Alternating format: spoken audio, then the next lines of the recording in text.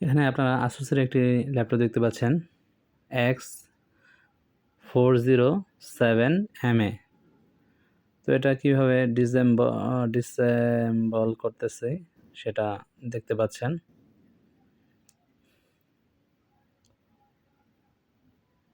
তো প্রথমত আমাদের সবগুলা স্ক্রু, পিছনের স্ক্রু খুলে নিতে হবে।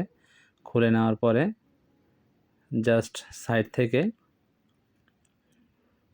যে কোনো একটা নাইফ অথবা চিকন কিছু দিয়ে এক পাশ ছুটিয়ে নিতে হবে। দেন ভিতরে যে কিবোর্ড এবং টাচপ্যাডের রিবন আছে সেটা খুলে সামনে থেকে এভাবে টান দিলেই আমাদের উপরের পার্টটা চলে আসবে।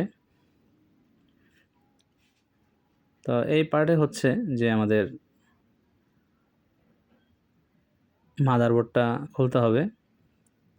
মাদারবোর্ড কীভাবে ডিসেম্বল করবেন সেটা হচ্ছে যে এখান থেকে স্ক্রুগুলা খুলবেন। আর এখানে যদি পাওয়ার অন করতে চান সেক্ষেত্রে হচ্ছে এটার কিবোর্ডে পাওয়ার, জাস্ট আমরা ডায়োড মোডে কিবোর্ডকে রেখে পাওয়ার দিলে পাওয়ার চলে আসবে।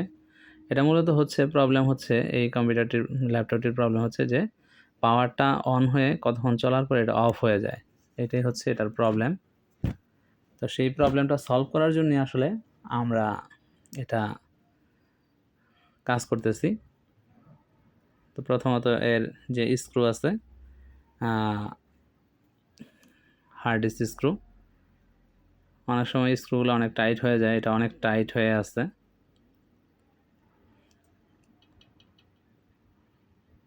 তো একে একে সবগুলো স্ক্রু আমরা খুলে নিব। হার্ড ডিস্কটা আমরা খুলে নিচ্ছি। দেন আমরা অন্য একটা এসএসডি লাগায় চেক করতেছি যে আমাদের এটা আসলে হার্ড ডিস্কের প্রবলেম না, হার্ড ডিস্কের প্রবলেমের কারণে কি এরকম অফ হয়ে যাচ্ছে কি না। তো এখন এসএসডি লাগানোর পরে তেমন কোনো প্রবলেম হচ্ছে না।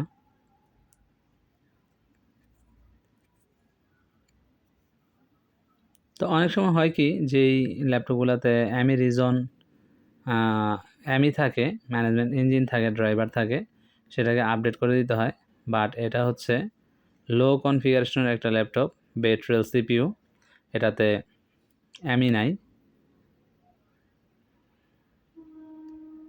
তো সেটা আমরা বায়োসটাকে খুলে চেক করতে পারি, যেটাতে অ্যামি যে অ্যানালাইজার আছে এই অ্যামি অ্যানালাইজার দিয়ে আমরা চেক করতে পারি যে এটাতে অ্যামি আছে কি নাই। তো যেহেতু বায়োসটা মাদারবোর্ডের নিচের দিকে, সেহেতু আমরা মাদারবোর্ডটা আমাদেরকে খুলতে হচ্ছে। মাদারবোর্ডটা খুলে তারপরে চেক করতে হচ্ছে যে এটাতে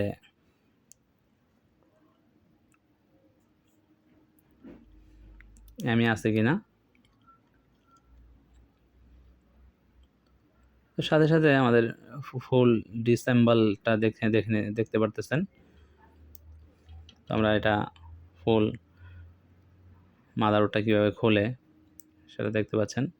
এক্ষেত্রে আপনার ব্যাটারি 2টা স্ক্রু আছে, চাইলে এই ভিডিওর মাধ্যমে ব্যাটারিটাও আপনারা কিন্তু চেঞ্জ করে নিতে পারেন এই ভিডিও দেখেই, বা ফ্যান আপনারা চেঞ্জ করতে পারেন ফ্যানে প্রবলেম হলে।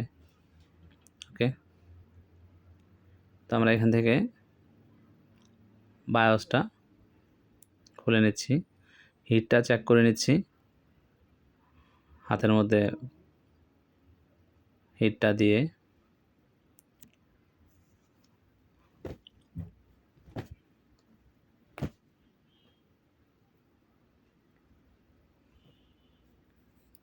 তো আমাদের বায়োস খোলা হয়ে গেছে। তো আমরা বায়োস যে রাইটার আছে সেটার মাধ্যমে আমরা চেক করে নিব। তো আফটার রাইটিং বায়োস আমরা এখন চেক করার পরে আমরা এখন বায়োসটি আবার লাগাই দিতেছি। তো বায়োস লাগানোর পরে আমাদের একটা প্রবলেম হয়েছিল, সেটা কি পাওয়ার আসতেছিল বাট ডিসপ্লে আসতেছিল না। তো দেন আমরা যখন লাগানোর সময় অবশ্যই এটা আমার খেয়াল করছিলাম যে এটা মনে হয় ভালো করে লাগে নাই, কমিউনিকেশনটা হচ্ছে না।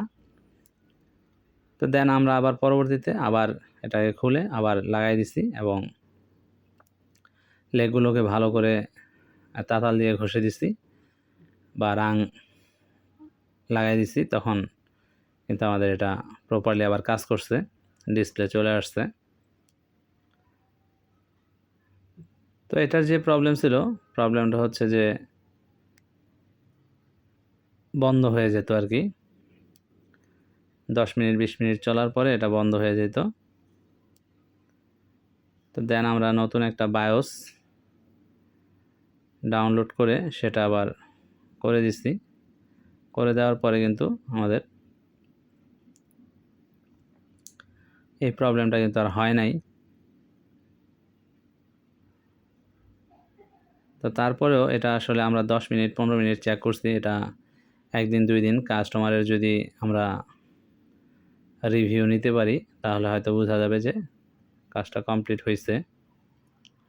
কিন্তু আমি প্রথমে যখন অন করছি তখন কয়েকবার এরকম অফ হয়ে গেছে, বাট আমরা যখন কাজ করার পরে এটা কিন্তু আর ওই প্রবলেমটা করে নাই।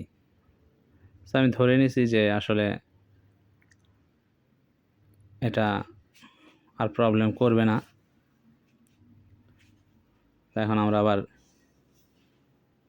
ইন্টারনাল যে স্ক্রুগুলো আছে, যেখানে স্ক্রু আছে সেখানে তীর চিহ্ন দেওয়া আছে, আমরা তীর চিহ্নর জায়গায় আমরা স্ক্রুগুলো লাগিয়ে দিচ্ছি।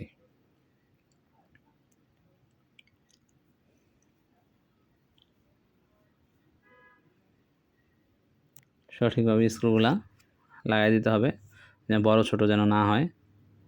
যে স্ক্রুগুলো ছিল সেই স্ক্রুগুলাই ইউজ করতে হবে খেয়াল করে। মানে সাইজ মিললেই হলো, বাট কোনটা কোন জায়গায় গেল সেটা দেখার দরকার নেই।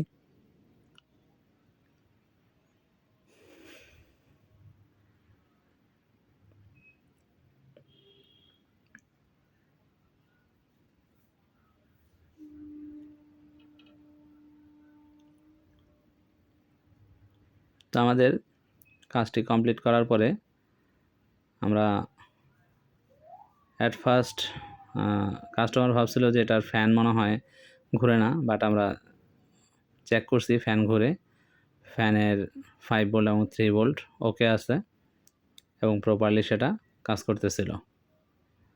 তো আমরা তারপরেও আবার যে এটা বন্ধ হয় কিনা সেটার জন্য আমরা উইন্ডোজ দিয়েও চেক করছি যে আসলে প্রবলেম হয় কিনা, বাট প্রবলেম হয় নাই, প্রপারলি কিন্তু